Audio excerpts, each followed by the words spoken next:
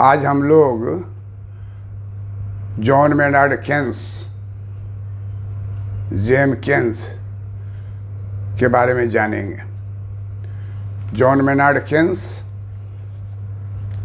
पूरे अर्थशास्त्र में एक नवीन अर्थशास्त्र का जन्म दिया है। जॉन मेनार्ड केन्स का कहना है कि अर्थव्यवस्था में जो चल रहा है वो माइक्रो इकोनॉमिक्स के आधार पर चल रहा है, लेकिन वर्तमान समय में जो स्थिति आ गई है, खास करके जो तीसा की महान मंदी है, तो इस महान मंदी के समय में जो पिछला सिद्धांत है उससे हम समस्याओं का समाधान नहीं कर सकते हैं। इसलिए एक बार जॉर्ज बर्नार्ड शॉ को 1935 में जेम केन्स ने लिखा था कि मैं चाहता हूं कि इकोनॉमिक्स में जो बदलाव आ रहा है, इस बदलाव पर एक ऐसे किताब को लिखें कि पूरे विश्व का लोग इसको जाने और एक क्रांतिकारी रूप में वो किताब उभरे। सचमुच में उन्होंने 1935 में जॉर्ज बर्नार्ड शॉ से बात किया और 1936 में उनकी किताब आई the general theory of employment, interest and money. इस पुस्तक पे उन्होंने जो कुछ भी लिखा वो निश्चित रूप से पुराने सारे अर्थशास्त्र के रास्ते को बदल डाला। इसलिए जॉन मेनार्ड केन्स की किताब the general theory of employment, interest and money सबसे महत्वपूर्ण पुस्तक गिनी जाती है। लेकिन इसके अतिरिक्त उन्होंने कई पुस्तकों की रचना की जो अब आज बहुत बड़े तथ्यों का एक भंडार के रूप में काम करता है। प्रथम विश्व युद्ध, द्वितीय विश्व युद्ध दोनों में वो शिरकत किए थे। दोनों में वो इस बात को देखे थे कि क्या कारण है, क्या परिणाम है। उन्होंने द कॉन्सिक्वेंसेस ऑफ पीस नामक पुस्तक को लिखा। वो ग्रेट मैथमेटिशियन थे। उन्होंने एक थ्योरी ऑफ प्रोबेबिलिटी की किताब लिखी। केन्स महोदय ने अपने सारे अनुभवों को विभिन्न प्रकार के एक्सपीरियंसेस के अंतर्गत उस किताब को उन्होंने प्रकाशित किया। जेम केन्स का जो विचारधारा है वो नवीन अर्थशास्त्र का आधारभूत स्तंभ को स्थापित करता है।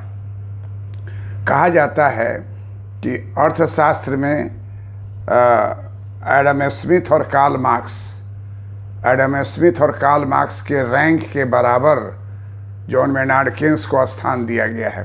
अर्थात अर्थशास्त्र में अगर हम बात करते हैं एडम स्मिथ की 1776 की किताब, कार्ल मार्क्स की बात करते हैं कम्युनिस्ट मैनिफेस्टो 1847, दास कैपिटल 1867, ये इन सब के आधार पर उन्हें अंतर्राष्ट्रीय स्तर का एक चिंतक, अंतर्राष्ट्रीय स्तर का अर्थशास्त्री, अंतर्राष्ट्रीय स्तर का फिलोसफर माना गया। कार्ल मार्क्स और एडम स्मिथ, इस दोनों के पैरेलल अगर संसार के अर्थशास्त्रियों के रूप में एक व्यक्ति का नाम आया है, वो है जॉन मेनार्ड केन्स। इसे कहा जाता है कि John Maynard Keynes, Adam Smith तथा कार्ल मार्क्स इन दोनों के समकक्ष गिने जाते हैं और वो फ्यूचर जनरेशन ऑफ स्कॉलर्स के लिए आज भी एक ज्ञान का स्रोत के रूप में माना जा रहा है। केन्स महोदय का जन्म कैम्ब्रिज में हुआ और ये कैम्ब्रिज में ही पढ़े लिखे। इनके पिता का नाम जॉन नेविले केन्स है और इनका शिक्षा ईटॉन तथा कैम्ब्रिज में हुआ और वहीं उन्होंने मैथमेटिक्स में मेजर और माइनर दो तरह का सब्जेक्ट विदेशों में लिया जाता है। तो मेजर सब्जेक्ट इनका था मैथमेटिक्स और माइनर सब्जेक्ट में इनका था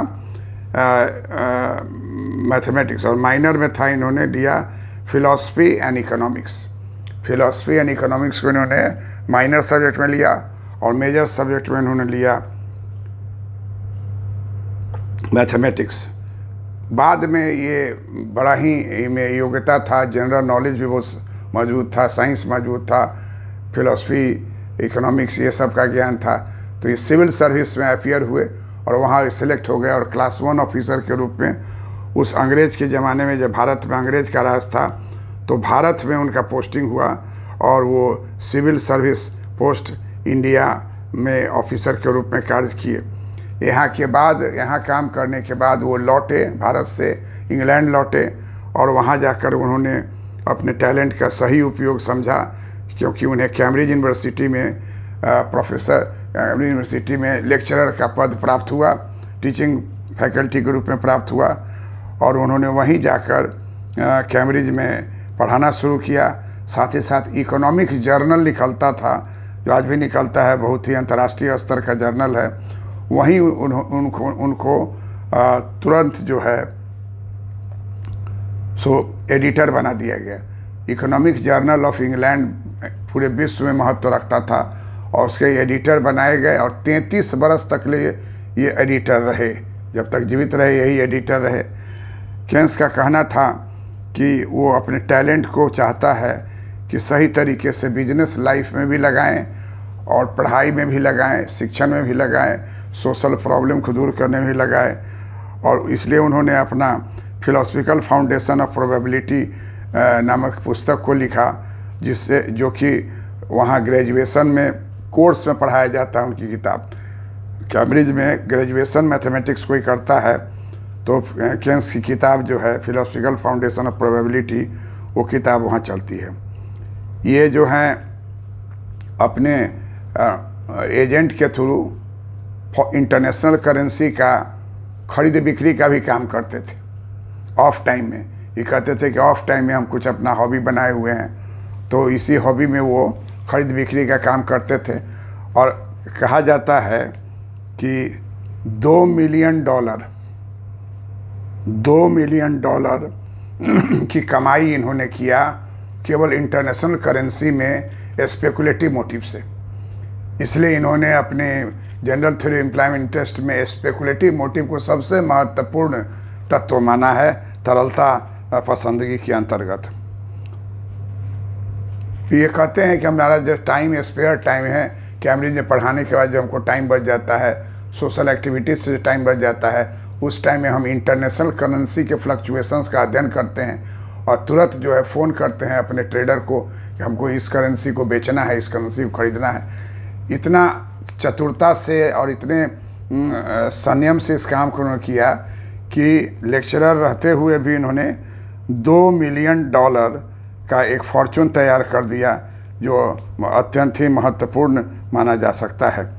केन्स का जो बुक है the general theory of employment interest and money 1936 में प्रकाशित हुआ, और इसके प्रकाशन के साथ साथ इनका स्तर जो है अंतर्राष्ट्रीय और शास्त्रीय के रूप में स्थापित हो गया।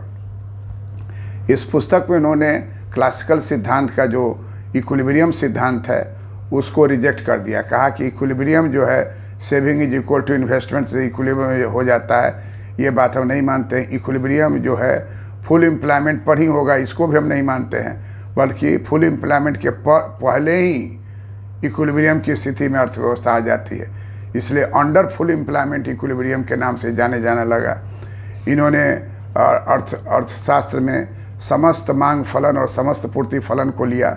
समस्त मांग फलन को demand function aggregate demand function कहते हैं, समस्त पूर्ति फलन को एग्रीगेट सप्लाई फंक्शन कहते हैं। इन दोनों फंक्शनों के आधार पर इन्होंने रोजगार के निर्धारण का सिद्धांत स्थापित किया। इन्होंने कहा कि रोजगार का निर्धारण वही होगा जहाँ की प्रभावी मांग होगा, प्रभावी मांग वही होगा जहाँ एग्रीगेट डिमांड फंक्शन और एग्रीगेट सप्लाई फंक्शन एक दूसरे के बराबर हो जाए। इन्होंने अपने सारे सिद्धांत को जो जनरल थ्योरी में दिया उसमें मान्यता रखा शॉर्ट रन। ये कहे कि हमारा सारा सिद्धांत जो है अल्पकाल पर आधारित है, क्योंकि इनका मानना था, कहीं कहीं पर इन्होंने लिखा भी कि in the long run we will be dead. तो हम लोगों को अगर रोजगार के बारे में करना है तो शॉर्ट रन में रोजगार देने की बात करना है, क्योंकि लॉन्ग रन में तो अनएम्प्लॉयबल हो जाएगा। कोई व्यक्ति 30 बरस का है और 10 साल तक रोजगार नहीं दे, हो जाएगा 40 बरस, 40 वर्ष के बाद उसको रोजगार कहीं मिलना मुश्किल हो जाएगा। कहा कि अनएम्प्लॉयड आदमी जो है उसको तुरंत रोजगार दीजिए, नहीं तो कुछ समय के बाद वो अनएम्प्लॉयबल हो जाएगा। और इसलिए इन्होंने कहा कि अर्थव्यवस्था में ब्याज दर को बुरा नहीं माना, कहा कि ब्याज दर में कमी कीजिए, और ब्याज दर में जैसे ही बैंक इंटरेस्ट रेट को कम करेगी तो विनियोग में वृद्धि होगी। अगर विनियोग में वृद्धि नहीं भी हुई तो अर्थव्यवस्था में सरकार हस्तक्षेप करेगी। लेसेस फेरे के खिलाफ थे, लेसेस फेरे को समाप्त कर दीजिए और स्टेट इंटरवेंशन को लाइए। ठीक 1929-32 में महान मंदी की स्थापना हुई। 160 लाख व्यक्ति अमेरिका में नौकरी से छटनी हो गए और बेरोजगार हो गए। इंग्लैंड में 30 लाख व्यक्ति नौकरी से छटनी हो गए और बेरोजगार हो गए। ठीक उसी तरीके से जर्मनी में 60 लाख व्यक्ति नौकरी से छटनी हो गए, बेरोजगार हो गए। इसको तीसा की महान मंदी कहा जाता है। इस मंदी में जितनी बेरोजगारी हुई थी उसका हाईएस्ट रेट है 25%। 25% अनएम्प्लॉयमेंट रेट हो गया था यूएसए में। आज पेंडेमिक की स्थिति में इंटरनेशनल इंस्टीट्यूशंस के द्वारा ये अनुमान लगाया जा रहा है 2020 में यूएसए में 31% अनएम्प्लॉयमेंट रेट हो जाने की संभावना है, जो कि तीसा के महान मंदी से 5% अधिक होगा। ये बड़ा ही भयावह है। जो ये लॉकडाउन के अंतर्गत जो फर्में बैंकरप्सी के कगार पर हैं, लोगों में खर्च करने की प्रवृत्ति घट गई है। ये सिचुएशन ठीक उसी तरीके से जन्म ले लिया है जैसे कि तीसा की महान मंदी में था। कारण दोनों का अलग अलग है। इसलिए आजकल हिस्टेरिसिस इन इकोनॉमिक्स की चर्चा हो रही है कि कोई भी बात वर्तमान में करना हो, कोई सिद्धांत देना हो, तो पास्ट में पहले देखिए कि पास्ट में क्या हो रहा था, पास्ट का क्या असर हुआ है, उसका अध्ययन करना जरूरी है। इसी को हिस्टेरिसिस कहते हैं, जो पिछले इतिहास के आधार पर वर्तमान की कहानी को लिखने का प्रयास है। कहता है जॉन मेनार्ड किन्स कि अर्थव्यवस्था में आय की विषमता को दूर करने के लिए प्रगतिशील दर से आय कर को लगाया जाए, ताकि अर्थव्यवस्था में आय की विषमता में कमी हो और इक्वल इनकम की ओर हम लोग अग्रसर हों। और इसके साथ साथ उन्होंने कहा कि एग्रीगेट इनकम में इतना वृद्धि कीजिए ताकि लोग में उपभोग करने की प्रवृत्ति बढ़ जाए। इनका कहना है कि सरकारी खर्च भारी मात्रा में कीजिए। इसके लिए इन्होंने एक टर्म का उपयोग किया, पंप प्राइमिंग। पंप प्राइमिंग के विधि पर सरकार को अधिक से अधिक खर्च करना है। सरकार जितना अधिक खर्च करेगी पंप प्राइमिंग के आधार पर, उतना ही देश के लिए लाभकारी होगा। पूंजीवादी देशों में जहां मंदी छाई हुई है, वहां पंप प्राइमिंग के दर से सरकार अधिक से अधिक खर्च करे। कंपनसेटरी स्पेंडिंग के रूप में भी सरकार अधिक खर्च करे। निजी उद्यमी विनियोग नहीं करेगा क्योंकि वो निराशावादी हो चुका है। निजी उद्यमी जो है बराबर ब्याज दर और मार्जिनल इफिशियंसी ऑफ कैपिटल, इस दोनों का तुलना करता है। अगर ब्याज दर से कम हो गया मार्जिनल इफिशियंसी ऑफ कैपिटल, तो कितना भी ब्याज घटाइएगा और ऋण लेने को तैयार नहीं होगा। इसलिए केन्स महोदय कहते हैं कि निजी विनियोग में अगर कमी हो जाए तो सार्वजनिक विनियोग में वृद्धि किया जाए, और इससे अर्थव्यवस्था में समस्त मांग में वृद्धि होगी। समस्त मांग में वृद्धि होते ही अर्थव्यवस्था में एक पॉजिटिव शॉक्स लगेगा और अर्थव्यवस्था में फिर से संतुलन की प्राप्ति की ओर आगे अग्रसर होगी। केन्स महोदय का कहना है कि किसी भी हालत में वर्तमान समय में न्यू इकोनॉमिक्स को अस्वीकार नहीं किया जा सकता है। न्यू इकोनॉमिक्स कहता है कि लैसेज फेरे, सरकार की हस्तक्षेप की नीति कभी भी सही नहीं है। जेबी सेन ने सेज लॉ ऑफ मार्केट दिया था, और उस जेबी सेन ने क्या कहा था? जेबी सेन ने कहा था supply creates its own demand. जेमकिंस ने नकार दिया, कहा कि wrong, supply creates its own demand को नहीं मानते हैं। केन्स से पूछा गया था आप क्या मानते हैं? केन्स ने कहा demand creates its own supply. Demand creates its own supply. इसलिए अर्थव्यवस्था में तीसा की महान मंदी में डिमांड को क्रिएट कराना है और उसके लिए घाटे का बजट बनाना है, अधिक से अधिक नोट छाप करके खर्च करना है, ऋण लेकर खर्च करना है, और सरकारी खर्च में इतनी भारी वृद्धि की जाए कि हमारा एग्रीगेट डिमांड में एक उछाल आवे, और ये उछाल जो है सतत हो जाएगा अगर हम रोजगार सृजन कर देते हैं। साथ साथ कहा कि आप प्रोजेक्ट चुनेंगे कि बिल्डिंग बनाएं, कि म्यूजियम बनाएं, कि पार्क बनाएं, तो हो सकता है कि आपको कई तरह के कानूनी दाव पेच लगा दे। और इनका कहना था कि there are many mad men in politics, जो आपके इस अल्पकालीन प्रोजेक्ट को लागू होने ही नहीं देगा। इसलिए उन्होंने सलाह दिया प्रेसिडेंट रूजवेल्ट को 1934 में कि आप सोना के खान में गड्ढा खोदवावे। जितना ज़्यादा सोना के खान में गड्ढा खोदवाएंगे उतना ज़्यादा श्रमिक कार्य में लगेगा, और वो शाम को जब वो निकलेगा उसके हाथ में डॉलर दीजिए, डॉलर लेगा और बाज़ार में जाके खर्च करेगा। बाज़ार में खर्च करेगा तो बाज़ार में जितना भी सामान पड़ा हुआ था जो बिक नहीं रहा था वो बिकना शुरू हो जाएगा। Over production will be gradually reduce to zero. तो फिर रिप्रोडक्शन करना होगा। रिप्रोडक्शन करने के लिए तुरंत फ़ोन से हायर एंड फायर, पहले फायर किया था और फिर हायर करेगा और मज़दूर को वापस बुलाएगा कि आ जाओ। धीरे धीरे मज़दूर खान से निकल कर अपने फैक्ट्री में चले जाएंगे। आप देखे होंगे लॉकडाउन के समय में महाराष्ट्र से बहुत सारे मज़दूर भाग के चले आए बिहार, और कुछ दिन के बाद जब लॉकडाउन थोड़ा ठीक हुआ और वहाँ भी काम शुरू हो गया तो हवाई जहाज़ से वो लोग को यहाँ से फिर महाराष्ट्र बुला लिया है, क्योंकि उसके बिना उसका काम हो नहीं सकता था। कहा कि हवाई जहाज़ काम देते हैं तुमको फिर, और तुम आ जाओ। तो अपना तौलिया गंजी तौलिया लेके एगो बैग लिए चढ़ा हवाई जहाज़ से चला गया।